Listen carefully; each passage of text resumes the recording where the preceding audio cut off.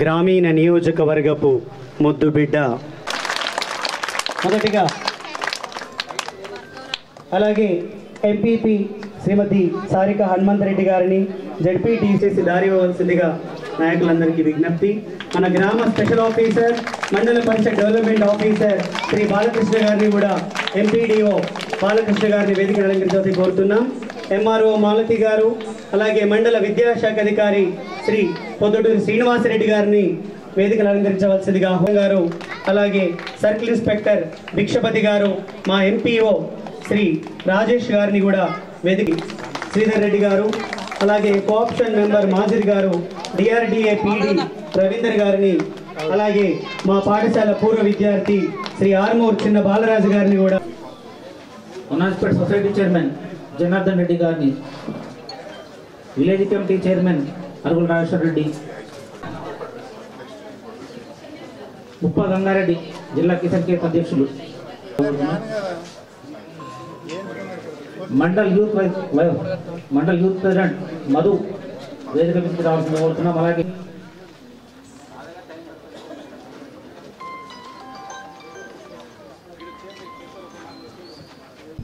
PSC సెలవు ఇవ్వండి. ఇక్కడ చెప్పడానికి నాకు డోర్సు అన్ని పగలగొట్టడము, మేము తర్వాత వంటగది కూడా సార్ ఇప్పుడు ప్రత్యక్షంగా మీరు చూశారు సార్. అది అక్కడ ఎట్లాంటి అవకాశం లేనటువంటి చోట వాళ్ళు అప్పటికప్పుడు ప్రొద్దున వచ్చి పరిష్కరిస్తారని చెప్పేసి నేను ఆశిస్తున్నాను సార్. ఇదిగానే చేస్తూ వస్తున్నారు సార్. మేము కొంత సెంట్రల్ లైటింగ్ కానీ అది దానికి అనుగుణంగా మీరు ఏ విధంగా మాకు అవకాశం ఇచ్చినందుకు ధన్యవాదాలు తెలుపుకుంటూ ముగిస్తున్నాను సార్. ప్రభుత్వానికి, రేవంత్ రెడ్డి గారికి, అదేవిధంగా భూపతి రెడ్డి గారికి ఇంకా ఆశీర్వాదాలు పెంచాలని చెప్పి కోరుతూ ఈ అవకాశం ఇచ్చిన పెద్దలకు ధన్యవాదాలు. గట్టిగా చప్పట్లు ఆగకూడదు.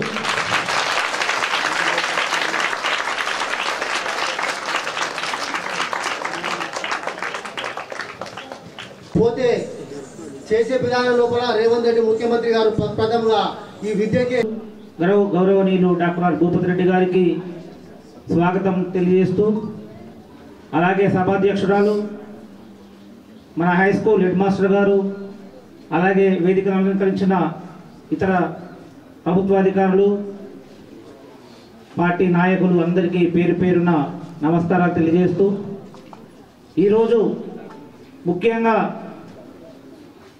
గత డిసెంబర్లో ఏర్పడ్డ కాంగ్రెస్ పార్టీ ప్రభుత్వం ఆ రోజు ఎన్నికల్లో ఇచ్చిన హామీలో భాగంగా ప్రజా పాలనను తీసుకొస్తామని చెప్పేసి ఆ రోజు పార్టీ అధ్యక్షుడిగా రేవంత్ రెడ్డి గారు మాట ఇస్తే, ప్రజల ఆశీర్వాదంతో గెలిచిన కాంగ్రెస్ పార్టీ ప్రభుత్వం ముఖ్యమంత్రి రేవంత్ రెడ్డి గారి నాయకత్వంలో ఈరోజు ఈ బడిబాట కార్యక్రమానికి శ్రీకారం చుట్టింది.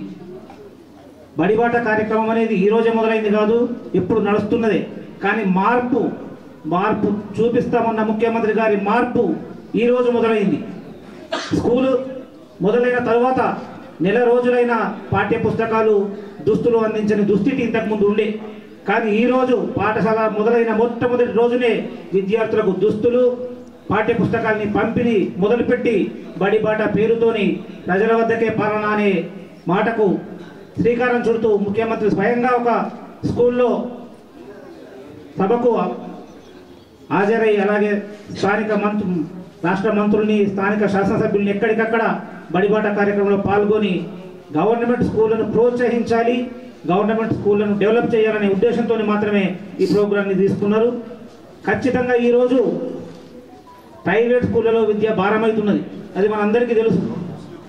గవర్నమెంట్ స్కూల్లో మెరుగైన విద్య అందడం లేదనే భావంతో మాత్రమే ప్రైవేట్ స్కూళ్ళను ఆశ్రయిస్తున్నారు. ఈరోజు ఉద్యోగాలు దొరకని పరిస్థితి రాష్ట్రంలో, దేశంలో ఉంది. ఖచ్చితంగా అంత భారమైన చదువులు చదివించి ఉద్యోగం రాకపోతే మరి పిల్లలు ఆత్మహత్యలు చేసుకుంటున్న పరిస్థితి కూడా మన దేశంలో చూస్తున్నాం. మరి అటువంటి దుస్థితి రావద్దు తల్లిదండ్రులకు, పిల్లల కంటే ప్రభుత్వ పాఠశాలలు మెరుగైన విద్యను అందించాలనే ఉద్దేశంతోనే ఈరోజు మన రాష్ట్ర ముఖ్యమంత్రి రేవంత్ రెడ్డి గారు ఈ కార్యక్రమాలు నిర్వహిస్తున్నారు. దీంట్లో భాగంగానే మొన్నటికి మొన్న అమ్మ ఆదర్శ పాఠశాల పేరుతోని ప్రతి గ్రామంలో, ప్రతి స్కూళ్ళలో మైనర్ రిపేర్లు కానీ, ఎలక్ట్రిసిటీ వర్క్స్ కానీ, ఫ్యాన్స్ కానీ కోట్ల రూపాయలతోని రాష్ట్ర వ్యాప్తంగా అమ్మ ఆదర్శ పాఠశాల పేరుతోని బడుల్ని రిపేర్ చేయించడం జరిగింది. అలాగే ఖచ్చితమైన విద్యను అందిస్తే ప్రైవేట్కు వెళ్లకుండా విద్యార్థులంతా హై స్కూళ్ళలోకి వస్తారనే ఉద్దేశంతోనే ఈరోజు చాలా తొందరలోనే మెగా డిఎస్సి పేరుతోని మొత్తం రాష్ట్ర వ్యాప్తంగా ఉన్న టీచర్ పోస్టులన్నీ భర్తీ చేయడానికి శ్రీకారం చుడుతున్నారు. దాంట్లో భాగంగానే ఈరోజు ఈ బడిబాట కార్యక్రమం. దయచేసి ఇక్కడ ఉన్న వాళ్ళందరూ కూడా ఎవరికి సాధ్యమైన విధంగా వాళ్ళు, ఉదాహరణకు మనం చదువుకున్న స్కూల్ ఇవి. ఒకప్పుడు ఈరోజు మనం ఇక్కడ నిలబడి మాట్లాడుతున్నామంటే దానికి పునాది ఈ స్కూల్, ఇక్కడ నేర్పిన విద్య. మరి గవర్నమెంట్తో పాటు మనకు కూడా వీలైనంత వరకు గవర్నమెంట్ స్కూళ్ళకి ఏదైనా సహాయం, ఏదైనా డొనేషన్గా కానీ వర్క్ సహాయం కానీ చేసి గవర్నమెంట్ స్కూళ్ళను మనం అభివృద్ధి పరచుదాం. దాంట్లో భాగంగా నా వంతుగా కూడా మన పాత పాఠశాల భవనాన్ని కూల్చివేయడానికి ఎవరు ముందుకు రాకపోతే నేను సొంతంగా దాన్ని తొలగించి ఈరోజు ఆ కిచెన్ నిర్మించడానికి నా వంతు సహాయం నేను చేశాను. మరి ఈరోజు ప్రభుత్వ పాఠశాలలు ఉన్నతంగా ఉంటే రేపు మన పిల్లలు ప్రభుత్వ పాఠశాలలో చదువుకొని విజ్ఞానవంతులైతే వాళ్ళు ఏ వృత్తిలోనైనా రాణించగలుగుతారు. మరి ప్రైవేట్ స్కూళ్ళలో లక్షలు పెట్టి చదివి మామూలు పనులు చేయడానికి విద్యార్థులు ముందుకు రాక ఈరోజు ఆత్మన్యూన్యత భావంతో ఏదో దారిలో వెళ్తున్నారు తప్ప వృత్తి పనుల్లోకి రాలేకపోతున్నారు. మరి విద్యార్థులు వృత్తి పనుల్లోకి రావాలంటే ప్రభుత్వ పాఠశాలలోనే చదవాలి. ప్రభుత్వ పాఠశాలలోనే మెరుగైన వైద్యం అందుతుంది. ఎందుకంటే బీఈడి ఆ పైన చేసిన టీచర్లు మాత్రమే ఇక్కడ విద్యాబోధన చేస్తారు. అదే ప్రైవేట్ స్కూళ్ళకి వెళ్తే 10వ తరగతి ఫెయిల్ అయినప్పుడు కూడా అక్కడ విద్యాబోధన జరుగుతుంది. కాబట్టి ఖచ్చితంగా అందరం ప్రభుత్వ పాఠశాలని ప్రోత్సహించి మరి రాష్ట్ర ప్రభుత్వ నిర్ణయానికి అందరం మద్దతుగా రేపు ప్రభుత్వ పాఠశాలల అభివృద్ధికి మనవంతు సహాయం అందిస్తామని చెప్పి మనమందరం ప్రతిజ్ఞ తీసుకుంటూ మరి ఈ కార్యక్రమానికి విచ్చేసిన మన ఎమ్మెల్యే భూపతి రెడ్డి గారు కూడా ఇక్కడ చాలా సమస్యలు ఉన్నాయి. మరి హెడ్ మాస్టర్ గారు ఆల్రెడీ ఎమ్మెల్యే గారికి మెమోరాండం ఇచ్చారు. ఖచ్చితంగా అవన్నీ ఎమ్మెల్యే గారు నెరవేరుస్తారని మేము ఆశిస్తూ మరొక్కసారి మన గౌరవ అతిథి గారికి ధన్యవాదాలు తెలియజేస్తూ ముగిస్తున్నాను.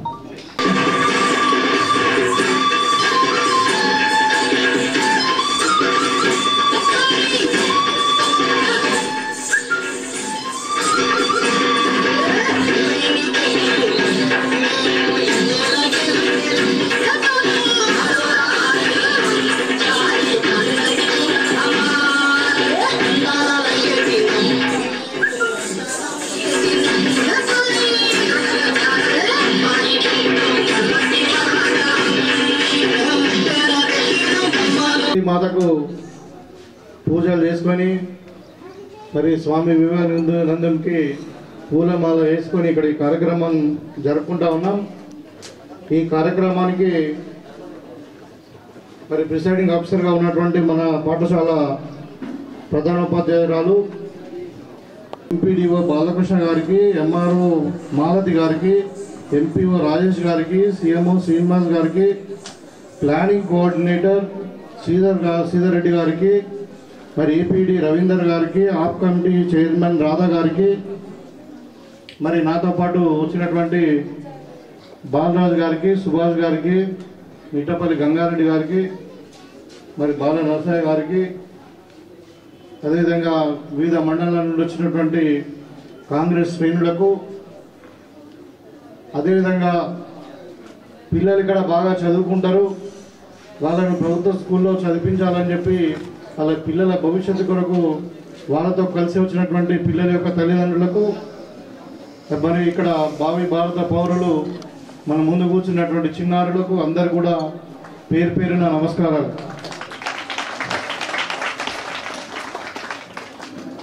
ఇవాళ ఒక విధంగా చెప్పాలంటే శుభదినం. ఇవాళ చైల్డ్ లేబర్ ఎలిమినేషన్ డే కింద ఇవాళ ప్రపంచవ్యాప్తంగా అంటే ప్రతి పిల్లవాడు ఎవరైనా సరే 14 సంవత్సరాల వరకు ఖచ్చితంగా స్కూల్కి వెళ్ళాలి అని చెప్పి నిర్ణయించినటువంటి ఈ రోజులో మరి మన ఈ స్కూల్ ప్రారంభించుకోవడము అంటే స్కూల్ ప్రారంభం కావడము సెలవుల తర్వాత మరి మన ఊరు మన బడి కింద 4 క్లాస్ రూమ్స్ మొత్తం ఇక్కడ పైన 3 పైన కింద 3 6 అదేవిధంగా డైనింగ్ హాలు మొత్తం కలిసి ఏంటంటే మన ఊరు మన బడి స్కీమ్ కింద 1,34,26,483 రూపాయలతోని నిర్మించుకోవడం జరిగింది. దీంట్లో క్లాస్ రూమ్స్, డైనింగ్ హాల్ మరి కంప్లీట్ అయినాయి. అదేవిధంగా ఒక మైనర్ చిన్న చిన్న రిపేర్స్ కానీ మేజర్ రిపేర్స్, తర్వాత డ్రింకింగ్ వాటర్ సప్లై కొరకు కావాల్సిన నిధులు, మళ్ళీ ఎలక్ట్రిసిటీ కొరకు కావాల్సిన నిధులు ఇంకా ఉన్నాయి. ఇంకా పని కాలేదు, అది ప్రాసెస్లో ఉంది. అదేవిధంగా కిచెన్ షెడ్ కొరకు ఎన్ఆర్జీఎస్ కింద 4 లక్షలు, మరి బాత్రూమ్ల కొరకు 12 లక్షల రూపాయలు శాంక్షన్ అయి ఉన్నాయి. అవన్నీ పనులు కూడా తప్పకుండా మరి మన పిల్లలే చదువుకుంటారు కాబట్టి ఇవన్నీ కూడా మరి యుద్ధ ప్రాతిపదికన తప్పకుండా చేయిస్తాం, కంప్లీట్ చేస్తామని చెప్పి సందర్భంగా తెలియజేస్తూ, మరి ముఖ్యంగా ఇక్కడ ఉన్నటువంటి పిల్లలకు మంచి బంగారు భవిష్యత్తు ఉండాలి. ఇక్కడ ఉన్నటువంటి టీచర్ల బృందం కూడా చాలా ఎక్స్పీరియన్స్గా ఉండి మళ్ళీ డెడికేటెడ్ టీచర్స్ ఉన్నారు ఇక్కడ. మరి వీళ్ళందరూ ఆధ్వర్యంలో ఇక్కడ తల్లిదండ్రులకు ఒక భరోసా, మా పిల్లలు ఇక్కడ చదువుకుంటే మరి ఇక్కడ అన్ని మీడియంలో ఇక్కడ ఉర్దూ మీడియం ఉంది, ఇంగ్లీష్ మీడియం ఉంది, తెలుగు మీడియం ఉంది. మరి ఏ మీడియంలో చదువుకున్నా వాళ్ళు బంగారు భవిష్యత్తు ఉండాలనే ఆశతో మీరు అందరు ఇక్కడికి వచ్చారు. మీ ఆశలు వమ్ము కాకుండా, ఉదాహరణకి ఇంతకుముందు చెప్పారు సత్యం గారు కూడా, అంటే నేను తెలుగు మీడియంలోనే మరి గవర్నమెంట్ స్కూల్లోనే చదువుకున్నాం. తర్వాత మెడికల్ కాలేజ్ ఇంటర్మీడియట్ కూడా తెలుగు మీడియమే. మెడికల్ కాలేజ్ పోయిన తర్వాతనే మాకు ఇంగ్లీష్ మీడియం అంటే తెలుసు. అయినా కానీ మేము మరి అంటే ఒక డాక్టర్గా సీట్లు తెచ్చుకొని మరి ఉస్మానియా యూనివర్సిటీ కూడా టాప్ చేసినటువంటి సందర్భంలో మీకు అందరికీ ఎందుకు చెప్తున్నా అంటే, గవర్నమెంట్ స్కూల్ అంటే ఇక్కడ చాలా నాణ్యమైన విద్యను అందించే స్కూల్ ఇవి. ఎందుకంటే టీచర్స్ అందరూ కూడా చాలా హైలీ క్వాలిఫైడ్ టీచర్స్ ఉంటారు, మొత్తం అనుభవజ్ఞులు ఉంటారు. పిల్లలకు ఏ విధంగా సబ్జెక్ట్ చెప్పాలన్నది వాళ్ళకి చాలా తెలుసు. కాబట్టి అదే ప్రైవేట్ స్కూల్లో కంపేర్ చేస్తే అక్కడ అంత ఎక్స్పీరియన్స్ స్కూల్ టీచర్లు ఉండరు. కాకపోతే కొంచెం ఈ డ్రెస్సింగ్ అంబియన్స్ కొద్దిగా ఉంటుంది. అది కూడా ఇంకా చాలా స్కూల్ ప్రైవేట్ స్కూల్లో ఇప్పుడు ఇంకా రేకుల కిందనే నడుస్తున్నాయి, వాళ్ళకు స్కూల్ బిల్డింగ్స్ కూడా సరిగ్గా లేవు. కాకపోతే గవర్నమెంట్ స్కూల్ అనేసరికి ఏదో ఫ్రీ అనే ఒక ఉచిత విద్య అనేది దానికి కొంచెం వాల్యూ తక్కువ ఉంటుందేమో నేను అనుకుంటున్నాను. కానీ దయచేసి మీరందరూ కూడా పేరెంట్స్ అందరూ కూడా, ఎందుకంటే ఇప్పుడు మనము రేవంత్ రెడ్డి గారి నాయకత్వంలో కాంగ్రెస్ పార్టీ అధికారానికి వచ్చిన తర్వాత మనం విద్యకు అత్యంత ప్రాధాన్యత ఇస్తూ ఉన్నాం. దాంట్లో భాగంగానే ఇవాళ మనము అమ్మ ఆదర్శ పాఠశాలల కింద ఏం చేస్తామంటే దాంట్లో ప్రిన్సిపల్ గారిని, అదేవిధంగా పిల్లలు చదువుకునేటువంటి ఆ స్కూల్లో 8వ తరగతి, 9వ తరగతి, 10వ తరగతి ఈ 5 క్లాస్ రూమ్లోని ముగ్గురిని పిల్లల యొక్క తల్లిదండ్రులను కూడా సెలెక్ట్ చేసుకుని మరి డాక్రా గ్రూప్ నుండి సెల్ఫ్ హెల్ప్ గ్రూప్ల నుండి వాళ్ళ నాయకులను కూడా ఒక మెంబర్గా చేసుకొని ఒక కమిటీ చేసుకొని మన స్కూల్ యొక్క పర్యవేక్షణ జరుగుతూ ఉంటారు అన్ని స్కూళ్ళలో కూడా. ఇవాళ రేవంత్ రెడ్డి గారు వచ్చిన తర్వాత మొన్న దగ్గర 26,000 స్కూళ్ళు తెలంగాణ వ్యాప్తంగా అన్ని స్కూళ్ళల్లో బడులలో మినిమం ఇన్ఫ్రాస్ట్రక్చర్ లైక్ ఇప్పుడు బాత్రూములు కానీ, తాగడానికి నీళ్లు కానీ, మరి కిచెన్ షెడ్స్ కానీ, అదేవిధంగా వంటశాలలు కానీ, మరి క్లాస్ రూమ్లు కానీ, క్లాస్ రూమ్లలో కూడా ఎలక్ట్రిసిటీ, ఫ్యాన్స్, ట్యూబ్లైట్స్ ఇవన్నీ కూడా మరి ఉండాలని చెప్పి వాళ్ళ వెంటిలేషన్ కొరకు విండోస్ కూడా అన్ని కూడా ప్రాపర్గా రిపేర్ చేయాలని చెప్పి ఇవాళ 2,000 కోట్లు పెట్టి మరి అమ్మ ఆదర్శ పాఠశాలల కింద ఆ స్కీమ్ కింద మీరు అన్ని గ్రామాలలో అన్ని స్కూళ్ళలో కూడా ఇలా వర్క్ జరుగుతూ ఉంది. సరే ఇక్కడ మన ఊరు మన బడి కింద వచ్చినాయి కాబట్టి ఆ స్కీమ్లో ఇలా డబ్బులు రాలే. కానీ మిగతా ఇప్పుడు కిచెన్ షెడ్ కానీ మరి ఈ బాత్రూమ్లు కానీ అన్ని కూడా ఎన్ఆర్జీ స్కీమ్లో డబ్బులు ఉన్నాయి. తప్పకుండా ఇక్కడ చిన్న చిన్న సమస్యలే చెప్పారు. కాంపౌండ్ వాళ్ళు హైట్ పెంచమని చెప్పారు, ఇంకా ఒక స్కావెంజర్ కావాలన్నారు. మరి తర్వాత ఇంకా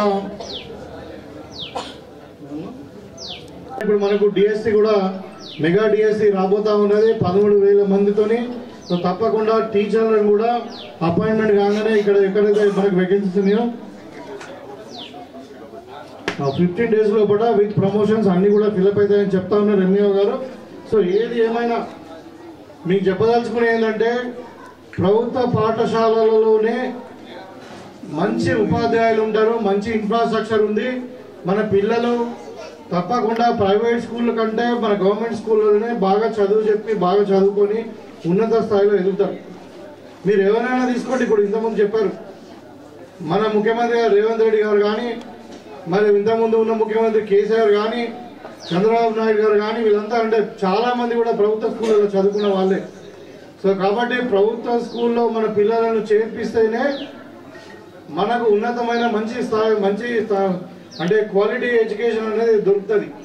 కాబట్టి మీకు తల్లిదండ్రులు అందరూ కూడా నేను చేతులెత్తి నమస్కారం చేసి తెలియజేసేది ఏంటంటే, ఇవాళ చెప్తా ఉన్నారు బడి బాటలో కొంతమంది ఇక్కడ డ్రాప్ అవుట్స్ ఉన్నారు, అక్కడక్కడ ప్రైవేట్ స్కూళ్ళకి పోతున్నారు, వేరే దగ్గర కొంతమంది పిల్లలేమో మరి మోడల్ స్కూళ్ళలో కానీ ఏజెన్సీ స్కూళ్ళలో అడ్మిషన్ తీసుకొని అక్కడ కూడా పోతున్నారు అని చెప్తా ఉన్నారు. సరే, మోడల్ స్కూళ్ళలో ఏజెన్సీ స్కూళ్ళలో మీరు పోతే సంతోషమే, కానీ ప్రైవేట్ స్కూళ్ళలో మాత్రం దయచేసి మీరు చేర్పించకండి. ఎందుకంటే అది విద్య అనేది వాళ్ళ ఖర్చుతో కూడుకున్న పని. విద్యా వైద్యం ఇవి రెండు కూడా ఇప్పుడు సామాన్యునికి చాలా భారంతో కూడుకున్నాయి. కాబట్టి మరి ప్రభుత్వం కూడా ఏం చేస్తా ఉన్నారంటే, ఇవాళ మన బడ్జెట్లో మనం విద్యకు దగ్గర 20,000 కోట్ల రూపాయలు బడ్జెట్లో పెట్టుకుని అంటే ఇంతకుముందు మనకు ఒక బడ్జెట్లో 5 నుండి 6% కంటే ఎక్కువ బడ్జెట్ ఉండకపోతుండే. ఇవాళ మనకు కాంగ్రెస్ పార్టీ అధికారంలోకి వచ్చిన తర్వాత మనకు 2,75,000 కోట్లలో బడ్జెట్ ఉంటే దాంట్లో 22,000 కోట్లు అంటే మీరు ఆలోచించండి, దగ్గర 13 నుండి 14% డబుల్.